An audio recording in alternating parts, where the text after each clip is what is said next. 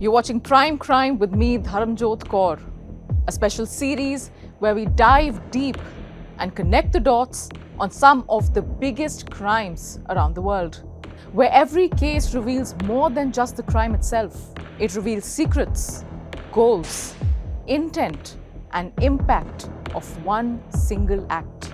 Speaking of impact, it has been more than a week since India witnessed a gruesome terror attack, a war crime in Jammu and Kashmir, when terrorists killed 25 tourists and a local pony guide. The attack crossed new lines. It opened old wounds and old questions. Will Pakistan ever stop exporting terror to India? Okay, don't worry, don't worry.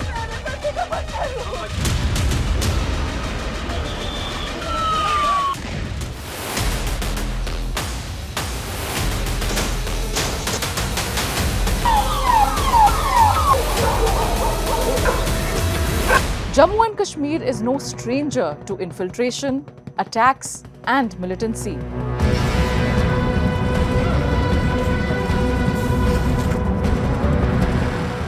Pahalgam's terror attack is a grim reminder of the valley's history. But let's talk about geopolitics and geography here. Behind this apparatus that our neighbors run,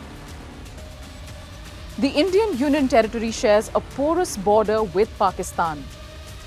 Now, the total border is more than 3,000 kilometers long, and specifically, the line of control is over 740 kilometers long. For decades, Pakistan has been training and pushing terrorists into Jammu and Kashmir, backed by the state and taking advantage of a difficult terrain. These terrorists spend months, sometimes years in the valley, plotting against India. But who are these terrorists? Where do they come from? And what is Pakistan's modus operandi against India? Let's break it down. Three of the biggest Pakistan-based terror groups which are banned in India play a vital role in cross-border terrorism: Lashkar-e-Toiba, Jaish-e-Mohammed and Hizbul Mujahideen. There are several other groups too, and all of them have an elaborate infrastructure in place. In fact, some of the biggest terror camps have been clearly identified, and more than 28 of them are in Pakistan-occupied Kashmir alone. Muzaffarabad, the Amina camp in Bagh, LET and Hizbul Mujahideen camps in Bhimber, in Gori, in Patika, in Gundigiran, and so many other places. But this is just the tip of the iceberg.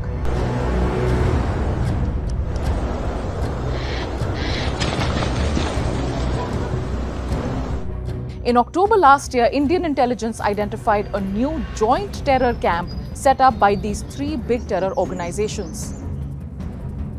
This camp has been set up in Abbottabad, the same city where former Al-Qaeda leader Osama bin Laden lived and operated a safe house.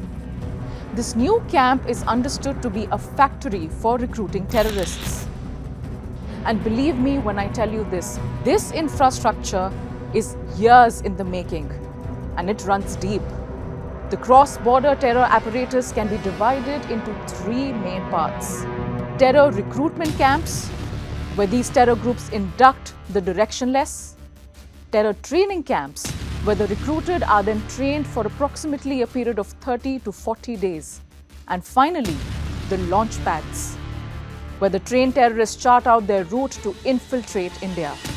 These camps prepare the terrorists, give them weapons, and teach them infiltration tactics. After the terror attack on 22nd April last week, India has reportedly identified 42 terror launch pads in POK. Around 130 to 200 terrorists are suspected to be present in these launch pads. Now, the Jammu and Kashmir terrain is a complicated one. High mountains, deep valleys, narrow passes, dense forests, rivers, and ravines make up this region's geography. Unpredictable weather further worsens matters. And because of these conditions, Indian agencies have clearly identified a pattern of when terrorists enter and what their usual hotspots are. Rajouri, Poonch, Tangdar Gures, Uri Nala and Akhnur. These are just a few of the key infiltration points. The Indian military officials say that these terrorists move in small groups, mostly at night, using the rugged terrain as cover.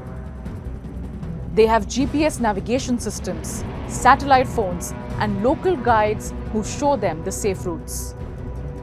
With time, the technology deployed by these cross-border terrorists has become more elaborate to decrease reliance on these guides. In the past few years, terrorists have been using shock-proof cutters to cut through the barbed wire fences on India and Pakistan's border. Most infiltration takes place during the summer months, mainly from May to October. During this time, the snow melts, mountain passes open, and visibility improves.